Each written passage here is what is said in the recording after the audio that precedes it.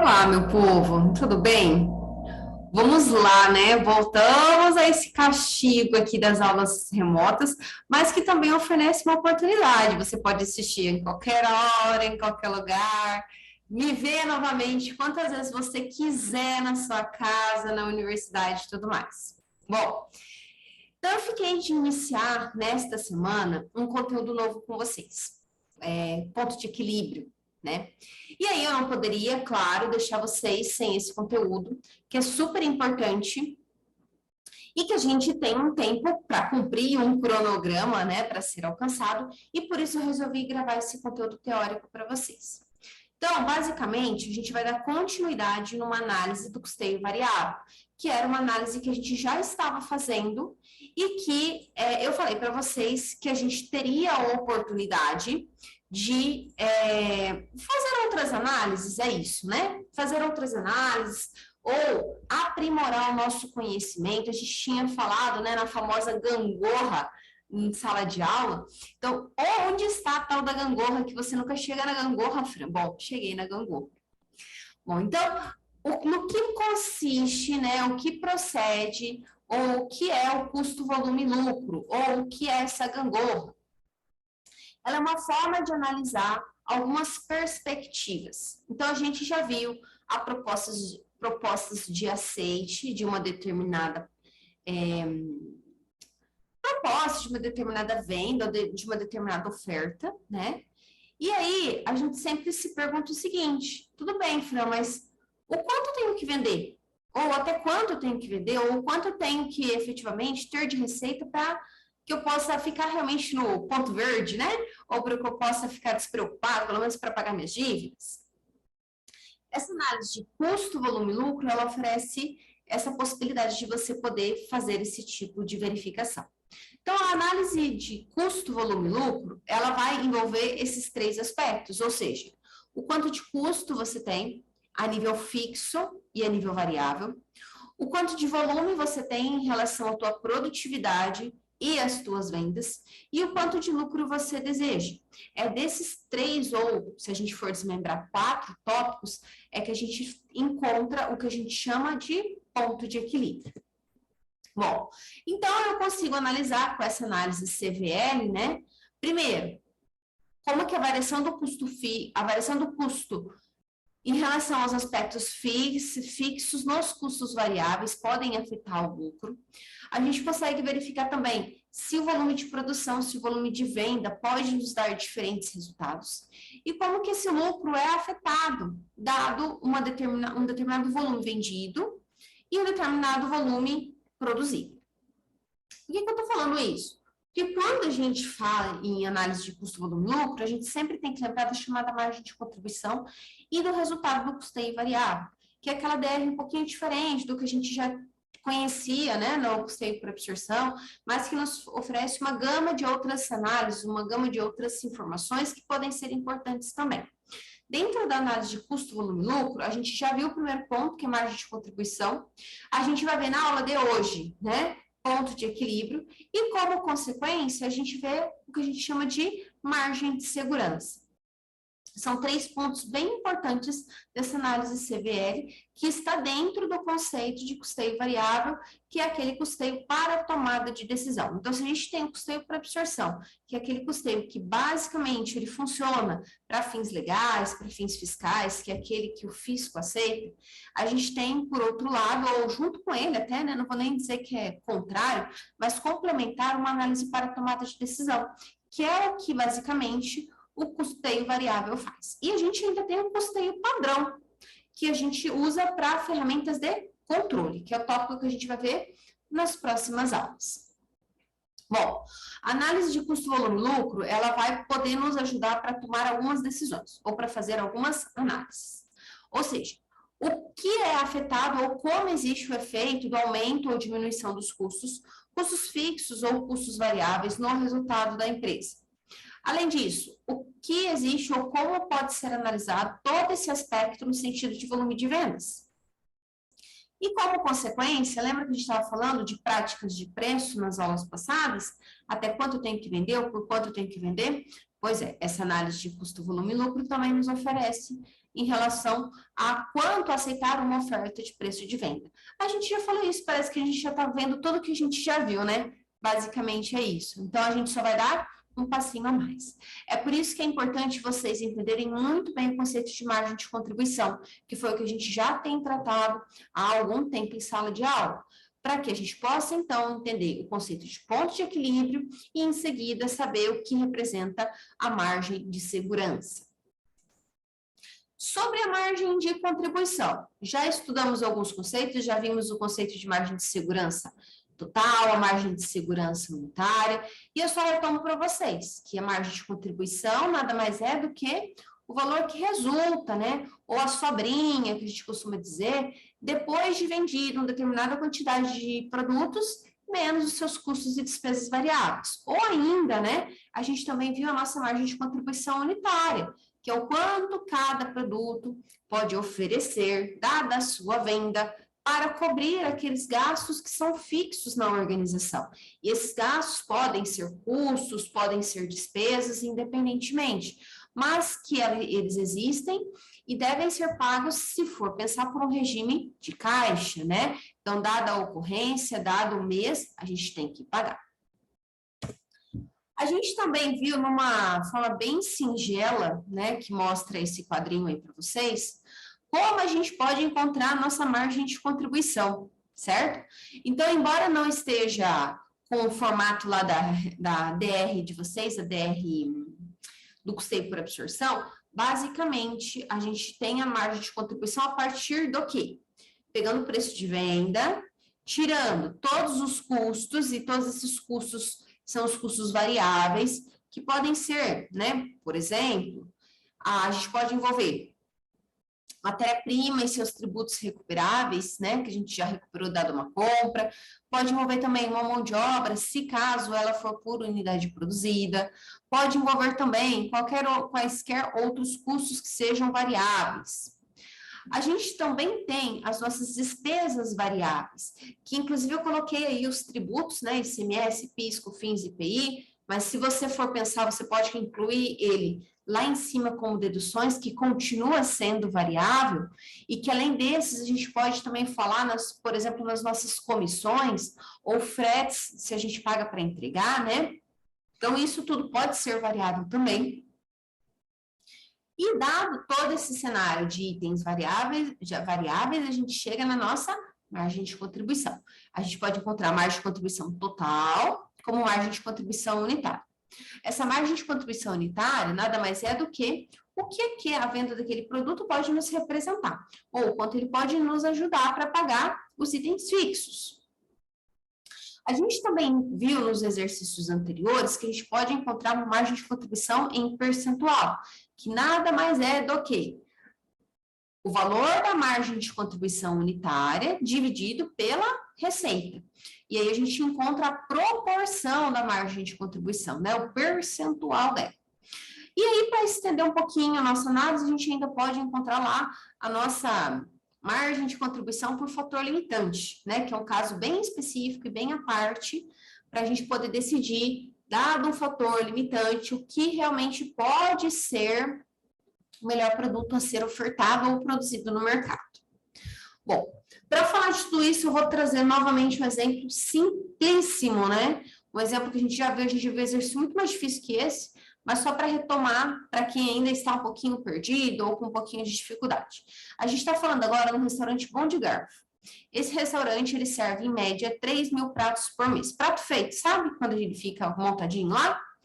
Esse mesmo restaurante, ele tem custo fixo de R$12.000 por mês e custos variáveis de 15 mil. Então, esses 15 mil dependem dos 3.000 pratos. Se fossem mais de 3.000 pratos, consequentemente, seriam mais custos variáveis. A gente ainda tem que esse prato feito, ele é vendido a R$9.000 e que no mesmo restaurante tem a capacidade, consegue ter uma estrutura para produzir ou para fazer até 5.000 pratos feitos. E aí, eu sugiro para vocês que a gente faça uma análise disso aí. Então, primeiramente, a gente tem custos variáveis, preço de venda, custos fixos, o que a gente pode ver com isso? A gente pode ver algumas situações. Então, primeiro, a gente consegue encontrar a margem de contribuição desse restaurante e também o quanto que a gente consegue suprir, né? Ou ser capaz de pagar os itens que são fixos. Mas, de repente, surge uma oportunidade. Então, a oportunidade é, atualmente o restaurante vende 3.000 pratos. O restaurante pode fazer até 5.000 porque tem demanda, né? E também tem pessoas para fazer isso. E uma determinada parceria ofereceu para ele o seguinte, olha, se eu contratar mais 1.000 pratos, 1.000 refeições para vocês, só que oferecer em vez de 9, R$6, você aceita a minha proposta? Então, vamos fazer o que a gente já sabe. O que a gente já sabe é isso, ó. Nós temos 12.000 de custos fixos, 15.000 de custos variáveis e 27.000 de custos totais. Essa era a conta primeira, a conta mais básica que a gente faria, né? Aí você soma item fixo, que é 12.000, mais item variável, 15.000, 27.000, e aí eu tenho 3.000 pratos servidos, e aí eu falo assim, bom, 27.000 por 3.000 pratos, o meu custo mínimo é R$9. Então, de jeito maneira, não posso aceitar a proposta. Eu já estou vendendo meu prato feito ao mínimo do meu custo. Eu jamais venderia. Não posso fazer isso. Sinto muito, senhor. Mas eu convido você a fazer uma análise diferente, que é uma análise semelhante à que a gente já estava fazendo.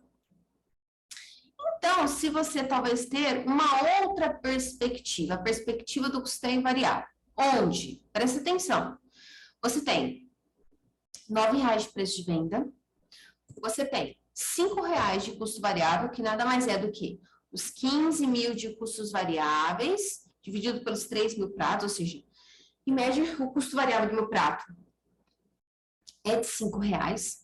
E eu tenho uma margem de contribuição por prato de 4, certo? Meu preço de venda são R$9, meus custos variáveis R$5, minha margem de contribuição 4, e aí cada prato vendido, de certa maneira, pode me ajudar ou me ajuda a pagar cada despesa, né? Ou me ajuda com R$4 para pagar as despesas. Sendo que existem 3.000 pratos vendidos, eu tenho, ou servidos, né? 4 vezes 3.000 pratos, na verdade, eu tenho uma margem de contribuição total de 12.000. Aí eu olho e falo assim, bom, sabendo que eu tenho custo fixo de 12.000 e minha margem de contribuição é de 12.000, horas, tá tudo certo. Pelo menos eu vendendo esses 3.000 pratos, eu consigo pagar os meus custos fixos. E aí, você começa a pensar, bom, eu só tenho que pensar, então, se eu já cubro os meus custos fixos a partir dos pratos que eu atualmente sirvo, e se eu poder aceitar a próxima oferta? Será que vai mudar alguma coisa? Vamos analisar essa proposta, portanto. Então, com a análise da proposta, a gente tem a seguinte situação. Nós temos cada prato vendido a R$6. Antes era 9. O ofertante parceiro, né, falou assim, olha, eu pago 6.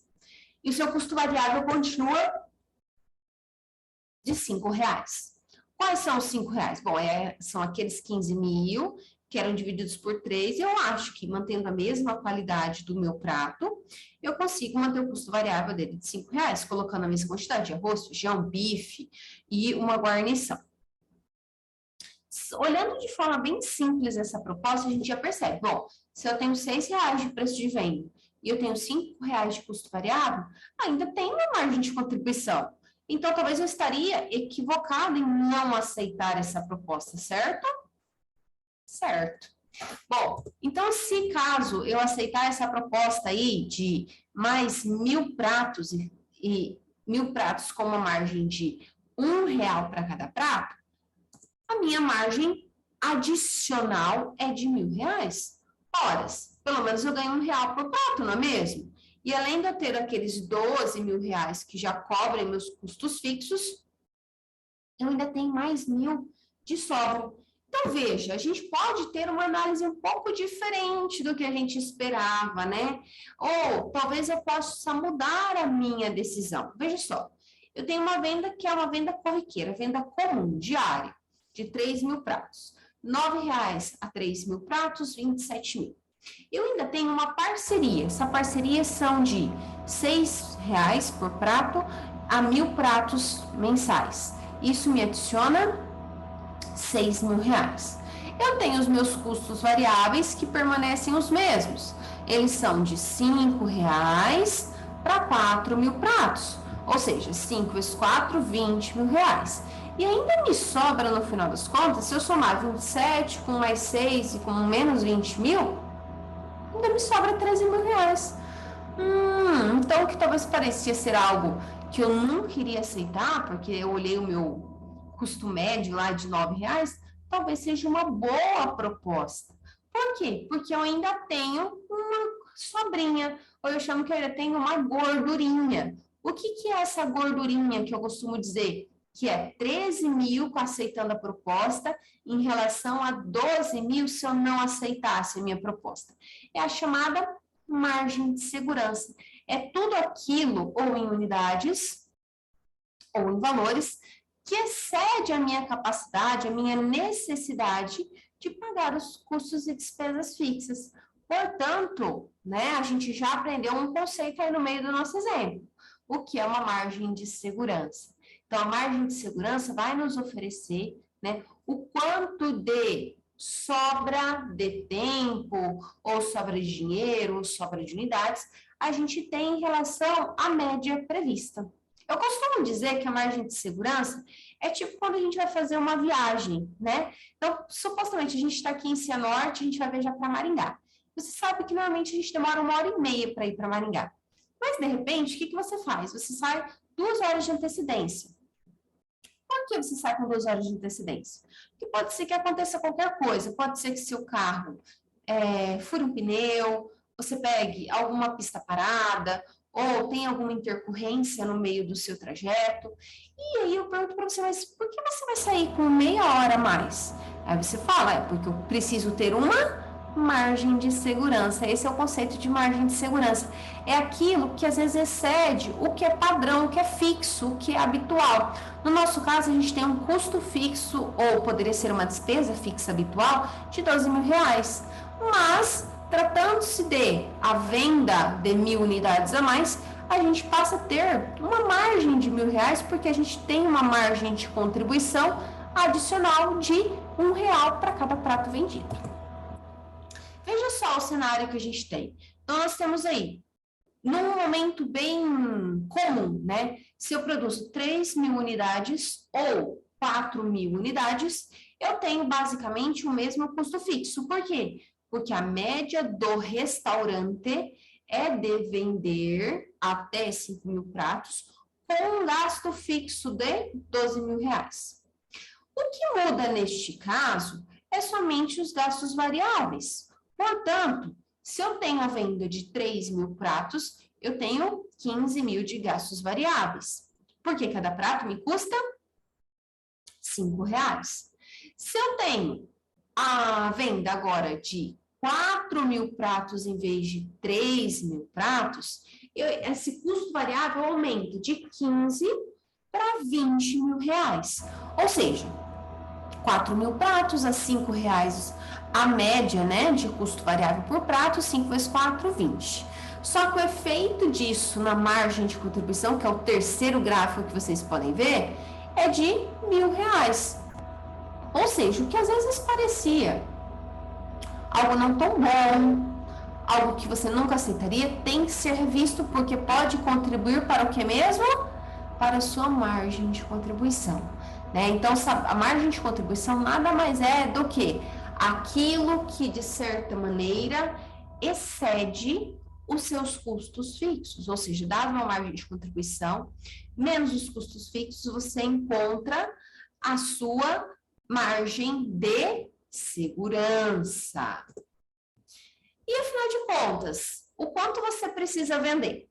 Bom, para a gente saber o quanto a gente precisa vender, eu aguardo vocês no próximo vídeo que eu vou gravar bem curtinho também, para a gente falar de ponto de equilíbrio, pessoal.